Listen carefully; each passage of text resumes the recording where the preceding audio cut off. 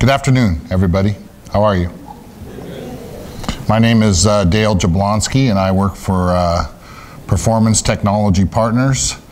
Up until about 8 months ago, I worked for the state for the last 29 years. The last 10 years as a C-level executive. I was CIO at CalPERS for about 3 years ago, started over there.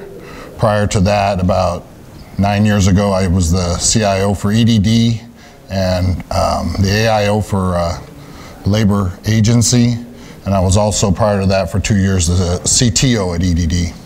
So I've been at the executive level for quite some time, and this presentation is primarily how you communicate all your security problems and security risks at that executive level. So I challenge you to ask questions, make this as interactive as possible. There's going to be a lot of concepts flying around, and I don't think I can answer every question, but I brought our security head at PTP, Ron Hamilton, is here. This is Ron. So if I can't answer it, I can guarantee you that he will answer it. And then if you have any questions about PTP in general, our owner here, Manuel Luna. So it's a very cool company, does a lot of things, but one of our main lines of business is information security. And we have quite a few signature accounts at DMV, the Health Benefit Exchange, Department of Justice, CalPERS, EDD, so not your small departments, but your major departments. So ready to begin? All right. So loose agenda, again, this is supposed to be interactive. We can deviate if you want to. This is kind of what I'm gonna do. Talk about how I was successfully able to make a business case for security. Then I'll talk a little bit about how we illustrate security risks at an executive level. One thing I was able to do both at EDD and CalPERS was develop a security roadmap and get funding for it and people. I added 20 bodies to the security arena at EDD. 7 of that was in the ISO, 13 was in IT. Also did the same thing at CalPERS, got funding for a 5-year roadmap, added about 10 resources between the ISO and the IT shop. And then I'll show you a really cool technique that executives really appreciate on how to measure progress as you proceed plugging your holes in your security space. And they're probably fairly significant holes. In all the assessments that PTP's done lately, we have yet to find a solid, security architecture. And government is typically behind. Security is a funny thing because the workload for security has increased steadily starting about 12, 13 years ago. NIMDA and a few great viruses hit, and everyone was caught not patching, not doing the things they're supposed to be doing. And so what did IT do? We went and started dedicating excess resources, if we had any, to security, but nobody gave us additional resources as the security workload skyrocketed. And now if you look at what you're supposed to be doing in security, chances are you don't have enough staff. And hence this, this great argument that we can make here that I'm going to show you today. Just the latest in the industry. 2 years ago, Sony, down for almost a month. 29 days they were down. That's a long time for a Fortune 500 company that relies on the web for all their gaming and a lot of things. They lost 170 million in hard currency, but that loss of market share as gamers flocked to Xbox and other companies that were still up was enormous. Enormous loss in market share. Last year, about a year ago in October, South Carolina Department of Revenue was hacked. Both the director and the CIO lost their jobs. Tremendous amount of personal data was compromised. And then last week, so let's see, 2 years ago, last week, Adobe hacked. We don't know the impact yet. They are a publicly traded company, so we will learn. They have to tell us what exactly happened. But it was just a week ago. We do know that almost 3 million personally identifiable information. So it doesn't just have to be social security number now. It could be any combination of name, address, and other things that identify you that hackers can take advantage and steal your money. So what is the hacking community? A lot of it is hobbyists, teenagers, people that aren't necessarily out for monetary gain, just out to make a name for themselves. But you do have enormous organized crime gangs. So a lot of them are not on this soil. There's a criminal element because there's billions of dollars being stolen. Several times over the last few years, my bank has called me and asked me if I was in Latvia and why I was charging up a storm. Now they covered it, but it's a tremendous amount of drain on the banks. Chances are there was a Trojan somewhere or a keylogger got to the personal information and was able to forge and replicate credit card or payment card information. What's also happening is not just cyber crime, but cyber terrorism. The federal government is the #1 target. But I was at a presentation 2 weeks ago at Intel, and McAfee was there now that they're an Intel company. And their #1 security guy was speaking, and he's saying that they're starting to go after other governments because the federal government has done so much to protect themselves. And they believe that New York is the #1 state target because it's the financial capital, but that California is #2. So are you ready? California is the world's 8th largest economy. We just passed Russia. We're coming back. But they're out there to disrupt economic activity. And so we have a profile as being the world's 8th largest economy for major disruption. And the other thing that they're doing quite a bit, and it's plagued the state quite a bit lately, is denial of services or distributed denial of services. So if you're a state agency or a government entity that still utilizes SSN as your primary key to all your databases, your burden to protect that data is extremely high. It's probably the highest it should be. Or if you maintain healthcare data and have to comply with HIPAA, or do you allow payment cards onto your system and you're not using PayPal or if you're doing it yourself. If you're maintaining any personally identifiable data, even your own HR systems cause you to raise your bar for what your security obligation is. And if you do have any of that, you have an obligation to comply with NIST FISMA, with HIPAA if there's healthcare data, and if you're using payment cards with PCI DSS. So do you have all of those controls in place? And there's quite a few. This is just a recent look of all the HIPAA violations that are occurring. With HIPAA, you have to implement administrative safeguards, physical safeguards, and technical safeguards. It's not all just technology.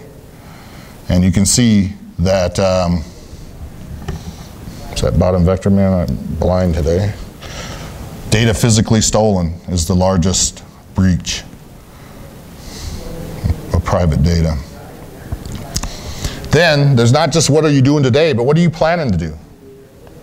Are you planning to close your Borders style offices and go to Amazon? Start to move all your services to the web? Are you going to let your constituents interact with their confidential and private data on the web? In other words, are you going to allow online banking versus forcing people to come into a teller? Because if you are, that's further obligation you have to protect your assets. Are you going to allow your internal staff to work from home? Are you going to move any data or applications to the cloud? All of these things increase your security obligation. And again, when I was both at EDD and CalPERS, we were doing all these things, and we didn't have all the controls in place. And needless to say, I started losing sleep. So are you sharing data with other state and government entities? Are you going to go to payment card, ACH transactions? All of those raise the bar. So what is NIST? It's pretty much the umbrella standard that HIPAA folds into and everything else folds into. It is the master standard. If you understand this and work towards this, you are mitigating risks. There's now 19 different categories or control families. But within those 19 categories, there's over 800 controls, depending, again, where your bar is set. How much SSN data do you hold? At EDD, we had 40 million SSNs in our data warehouse in name combination, some with driver's license number. The mandatory obligation, if EDD was to lose that entire database, does anyone know what that would have cost us in credit protection? $4 billion. So for every 10 million SSNs you have is $1 billion in credit protection. And California has a lot of SSNs floating around. What was that number? For every 10 million SSNs, you have $1 billion in credit obligation because you have to fork out $100 for 2 years protection via Equinox and those companies. So what is it when you conduct an assessment to just see what your current risk situation is, what your current security situation is? First, you have to look at your as-is environment. What are you doing today? You utilize the security categories to measure against, and that is a very objective measurement. It's either you're doing the controls or you're not doing the controls. There's not a lot of subjectivity there. The controls should be observable. Some of them are policy and procedure, some of them are technology. And then we produce a gap analysis based on how many of the controls are missing. Not every control is equal. And some controls mitigate other controls. So if you hire a really good security company like PTP, we can help you with that assessment. Our experience has been that most public sector entities have tremendous security gaps. Tremendous. So at EDD, we devised a 5-year roadmap to plug those gaps, and we got $25 million over those 5 years. At CalPERS, we developed a 5-year roadmap. The executives didn't like it. They wanted it condensed, and it was $30 million. So CIOs and directors should be extremely concerned about these levels of security gaps. And what I did is I made sure that I published the gaps to the director in an email, and then I reminded him that that was discoverable. And now the risk I was transferring to him because I needed the money to mediate the gap. Immediately forked over money.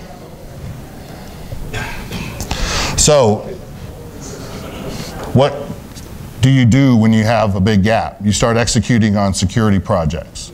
This is sort of the universe of security projects that you would have to execute. And you possibly couldn't do this all in 1 year, maybe even 2 or 3. It is a lot of work to mitigate the gaps. And based on your own individual situation of what you've done to date, because chances are you've done some of it, just not all of it, is where your risk posture is. And you would attack this in some kind of order based on risk. And I'll talk about that in a few moments. So some of the things at the bottom are a lot of policy and process. The top 5 categories are a lot of technology. So this presentation is about risk and using risk principles as a way to justify your security roadmap. So risk is not foreign if you're a project manager. Project Management Institute says you need to manage risk on a day-to-day basis to make sure your project doesn't go off the rails. But a lot of times in the security space, this will be the first time people are dealing with the risk methodology. So you use it to identify, assess, and prioritize. You can't solve all your problems at once, so you got to attack it in a more gradual economic way. It has to be coordinated. The risks with the greatest impact or loss of data, loss of privacy, and the greatest probability of occurring are handled first. And then risks with lower probability of occurrence and lower impact are handled in a descending order. Does that make sense? So, and then as you start applying the NIST controls, you start realizing that in absence of controls, there's inherent risk. And as you apply the controls, you're left with residual risk. And they're different and they mean different things. And residual risk is better because it shows that you're doing something and you're moving the bar in terms of what your gaps are and what your risk is. What is risk intelligence? This is where management really embraces risk at an organizational level. It's not just the IT guys doing it, it's everybody participating in governing risk. So, as you gain experience, you utilize that experience better to calculate the probabilities. So it's no longer guessing, it's a little bit more precision than that. The entire organization is thinking holistically. Now when I got to CalPERS, it was an interesting time in 2010. We just lost $80 billion in the recession. And that was your money, by the way, so my money. Big chunk of our portfolio, about a quarter. And you can argue about Wall Street not being governed properly and all that kind of stuff, but the reality was, they had invested too much in real estate and Wall Street, and they weren't managing risk correctly. Plus pensions were going up, healthcare costs were going up. We were implementing a $580 million system and it wasn't looking good at that time. So risk was all over CalPERS. So they decided to attack risk intelligence, and they brought in consultants, and we all learned what it would take to become risk intelligent as an organization. And it was a good experience for me because I had not had that formal training. And the first thing we had to do is come up with a common lexicon for all these terms and a common risk language so we all knew what we were talking about, because without that it means different things to different people and you're not connecting. But the best thing about it is you start making decisions on risk, and you're looking off to the future, you're alleviating threats, but you're also in a position to capitalize on new opportunities and create lasting value. So that's what risk intelligence brings, and it's something that if you're an IT executive, you can certainly champion that, but if you're a business executive, you should champion it. Government hasn't had a tradition of risk intelligence. So, what do we do with all this risk information when we assess your security environment? Is we plot it out on a risk heat map. Some things are missing because they're in the green space, and the thought is, you got plenty of problems here, don't worry about the green. Worry about the red and yellow. So This is typically what we find in an organization in terms of the gaps and where those gaps measure on a risk heat map.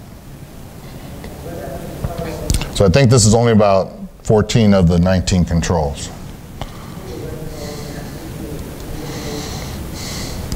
So then the next thing is to develop this roadmap so you can use it as a way to not only gain approval to proceed, but to go get investment dollars, for your security program, should you need it. The roadmap should be over a 5-year horizon, but all the precision in your forecasting is in years 1 and 2. And you still plot out years 3, 4, and 5, but you warn everybody that there's a level of precision that's absent there. And then you have the right every year after you complete a year to recalibrate the next 2 years, which would be 2 and 3, right? But you call them 1 and 2 again because you're done with year 1. So you're always going for precision on years 1 and 2, year after year. You use risk intelligence to prioritize the sequencing of those projects. Excuse me. And then for each budget year, which is the out year in state lingo, the future, you're able to justify the funding for products and services, one-time funding, as well as funding for ongoing sustainability. Because if you're implementing DLP for the first time, DLP does not sustain itself. VPN does not sustain itself. They have tremendous ROI and tremendous return on value, because sometimes security risks don't have an ROI, but they have a return on value. And that means you should still do it, but you have to be honest about the upfront money it's going to take. So there are net new security services if your gaps are big. And then it's important to clarify which security projects can be done within your baseline and doesn't require new money. For example, you might be doing patching fairly manually, and you might already own a tool. I found out when I got to CalPERS, we already owned a patching tool. So I'm like, why don't we implement this? They're like, oh, we're too busy patching. I'm like, well, if we implement it, we could patch automatically, like press a button. And now you can free up resources. So we found the capacity within our own resources to do that. And so we didn't have to go ask for money for that. And we got ROI out of it. We were able to redirect. Then they made us lay off all our students, and we were right back where we started from. So, risk posture.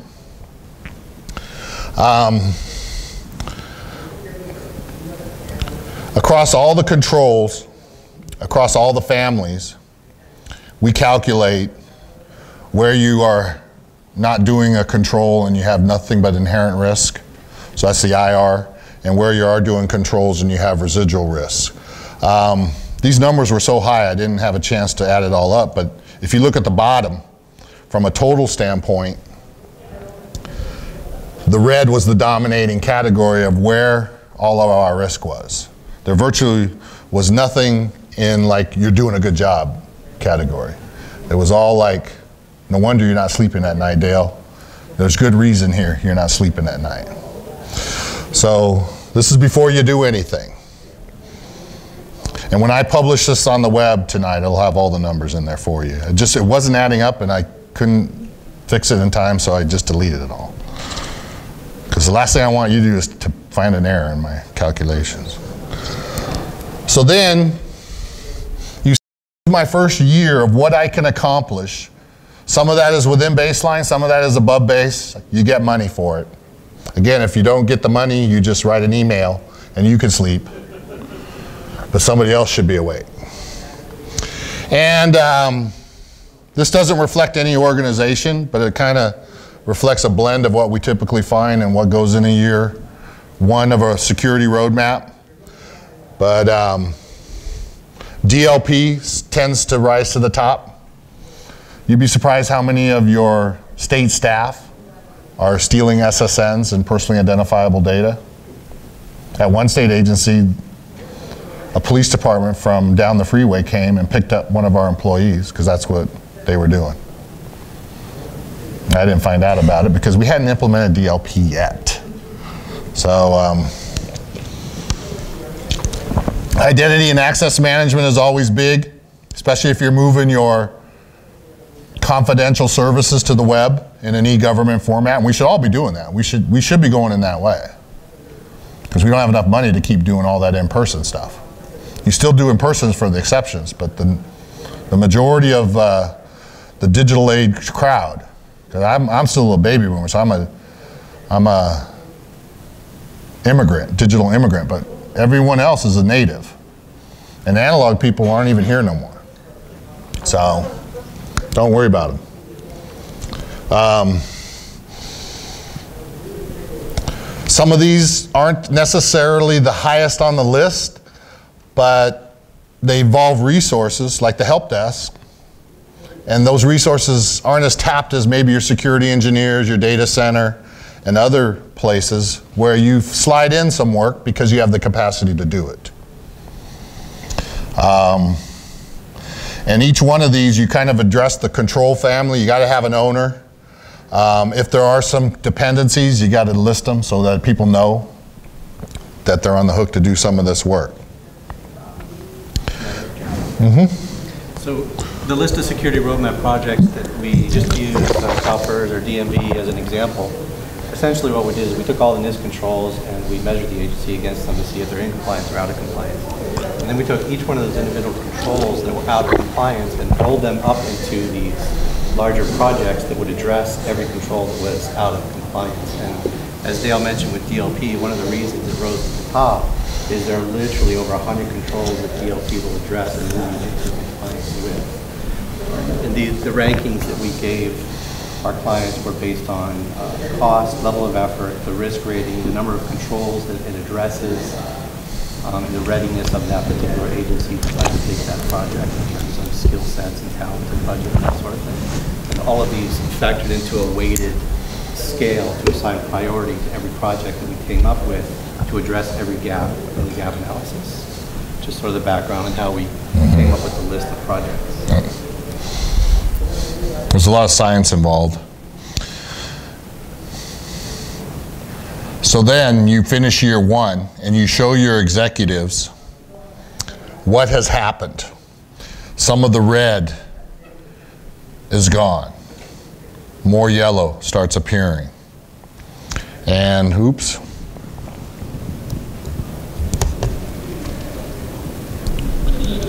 If you see, the dominant category now is not the high, but it's the elevated category because you shifted risk by finishing those projects. Some are actually 2-year projects, but you completed enough to shift risk. So when I showed this to executives, they felt comfortable about funding year 2. Because then I projected, this is what year 1 did to all of our risks and shifted, moved a lot of it, and now, you know, I sleep every other night.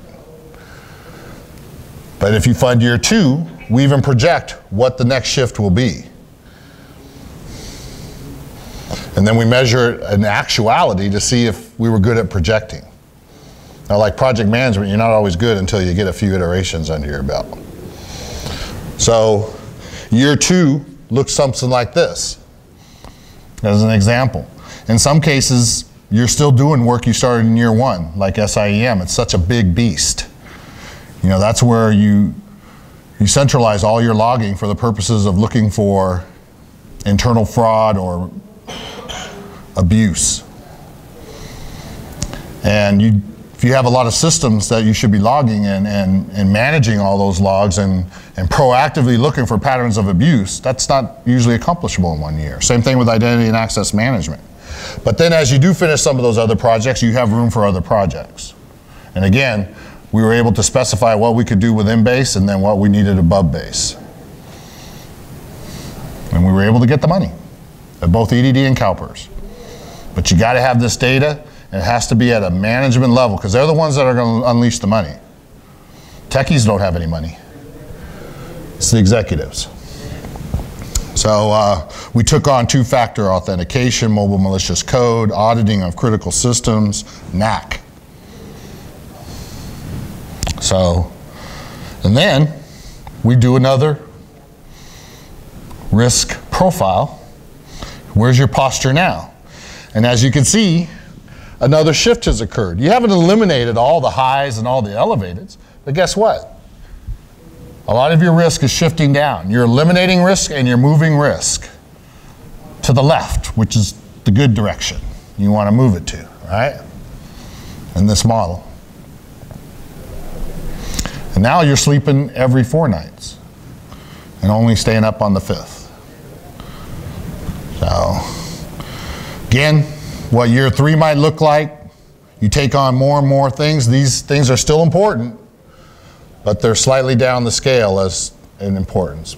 Still got to do them. Patch management. A reason patch management wasn't number 1 is because we were doing a semi-decent job. But hey, there was room for improvement. So, especially the third parties. You know, our partners, that's where all our viruses were coming from. It's like, and it was the counties and cities, they didn't patch. So we had to protect ourselves from them. So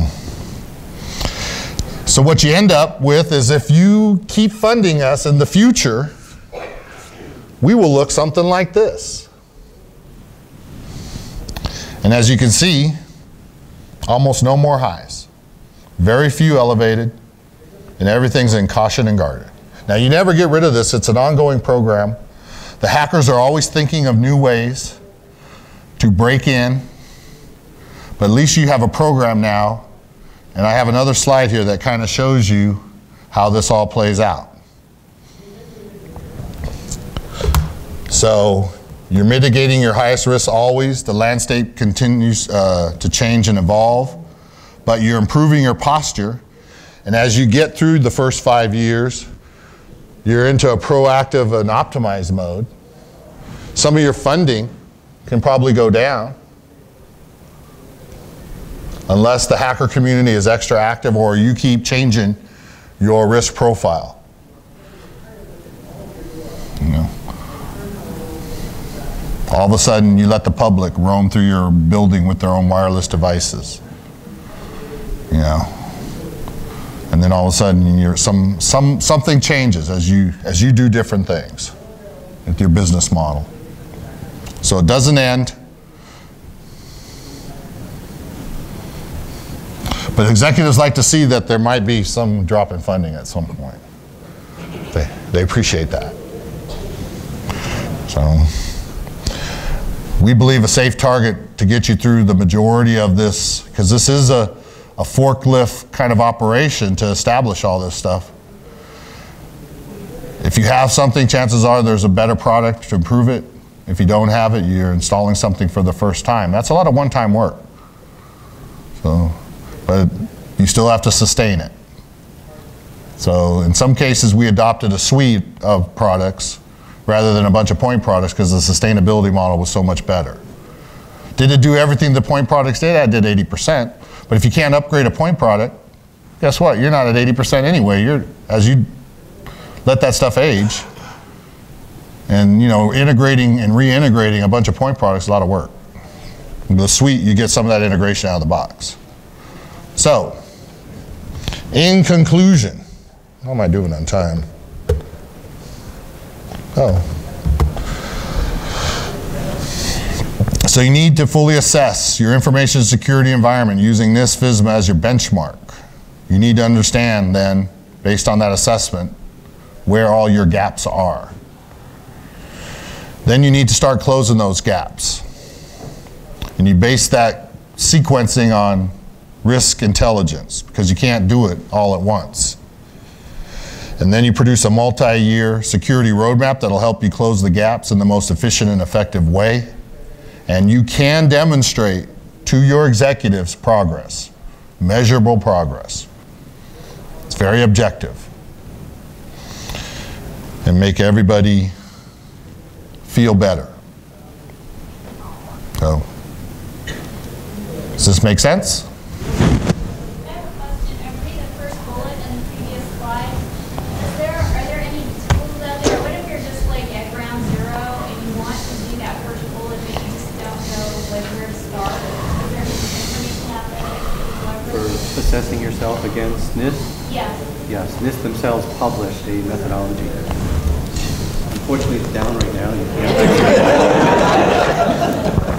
But if you drop Dale an email, we have all of those NIST documents archived. And if you're having trouble finding them, it's really hard right now to get them because NIST is a little persnickety about people republishing their documents.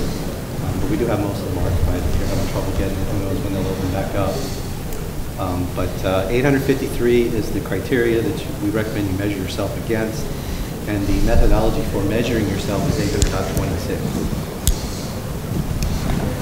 I was just going to mention that you need to determine what the impact level is overall. You determine what level you're going to use in 853 to conduct the gap analysis. They have multiple levels with California state agencies that handle typically maybe some HIPAA data, social security numbers, that sort of thing. We usually go one notch down from the highest level. But that's, of course, up to you and your risk committee. Carla? So on the first bullet as well, do you have any thoughts or recommendations to improve that quick assessment when you're working with prime vendors and data center, your systems are hosted at data center? So you have to get all of these parties together and get that assessment completed. another important Strategies? point to think about is if you're a large agency, to say that I'm going to do a NIST gap assessment against my entire IT infrastructure is rather unwieldy, especially if you've never done it before. Can you hear me in the back? If you can't, raise your hand. No. You have the mobile? I'll use the podium. Yeah. You got mobile. That's. So what we'll do a lot of times is do a representative sample. We will have the agency, or the agency can, if you can do it yourself. In fact, when we did these assessments at DMV, we used a blended staff. We probably did half the work, and state staff did the other half of the work when we did their gap assessment. But we picked a representative sample of systems. So sit down, figure out what your critical systems are, 2 or 3, 5 or 6, whatever that number is. Take the NIST criteria, measure those systems and the supporting infrastructure against NIST, and that's a good starting point. You know, there's some NIST controls like wireless they'll apply to probably your entire environment, but the other more technical controls, just look at them against X number of systems and don't try and do your entire enterprise the first time around. So maybe you only deal with one vendor instead of 3. Yes. Yeah.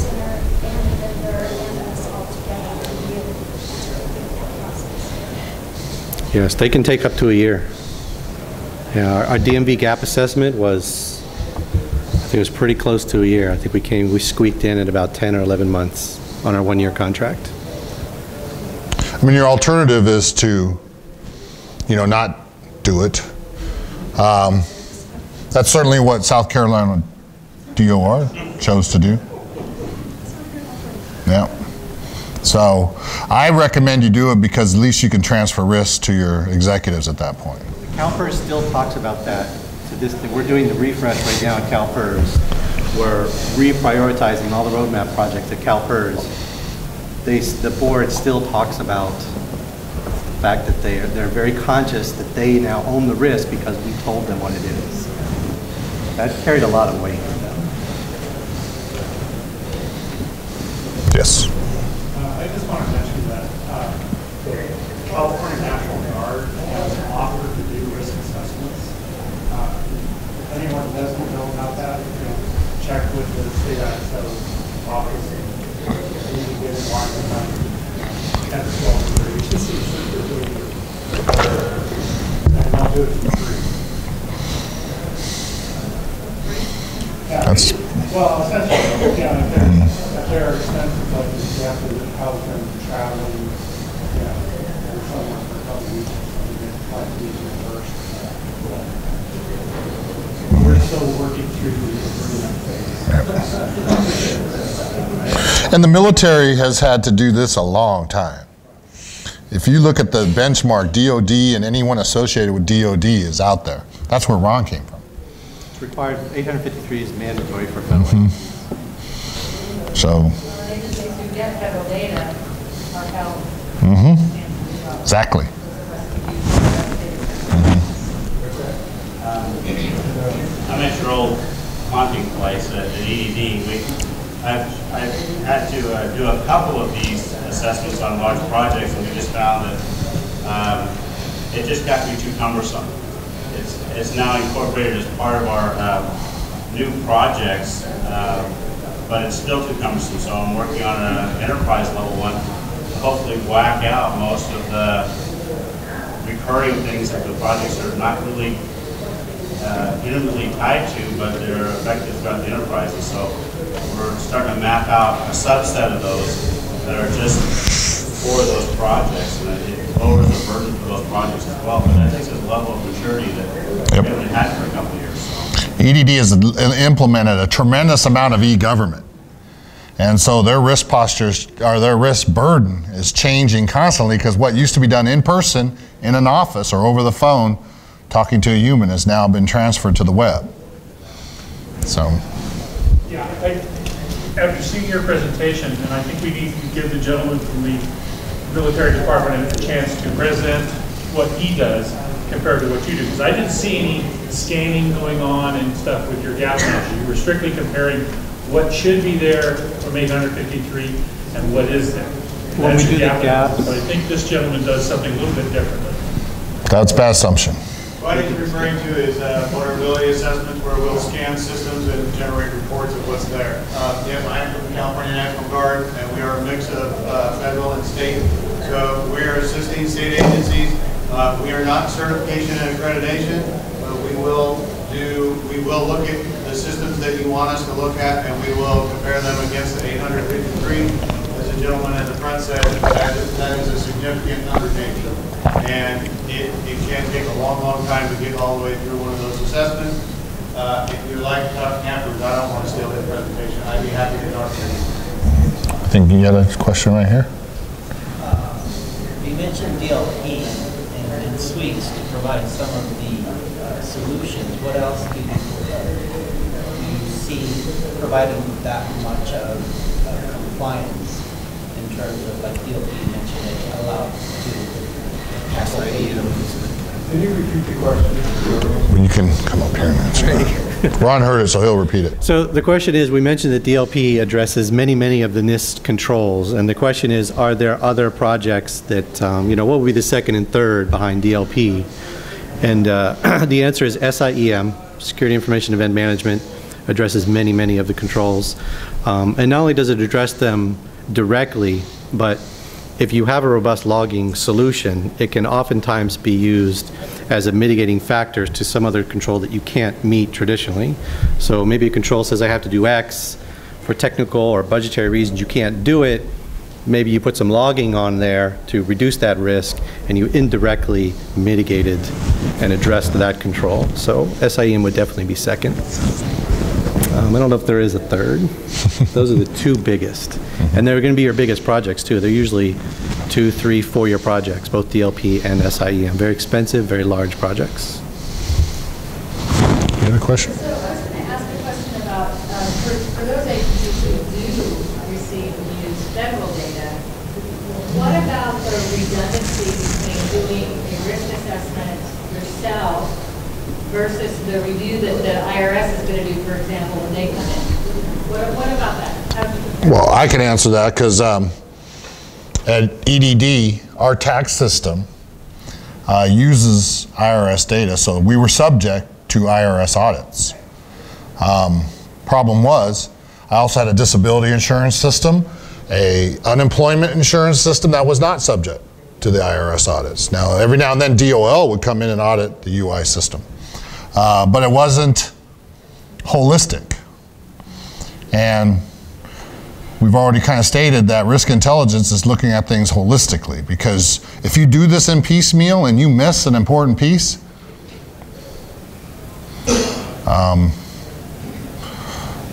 the legislature won't care that you did it in piecemeal. Other people won't care. So it all comes down to, how much risk are you willing to take? Because it's truly, the chain is only strong as the weakest link. And hackers know what leaks are weak. So, was there a question over there? Someone? No? Okay.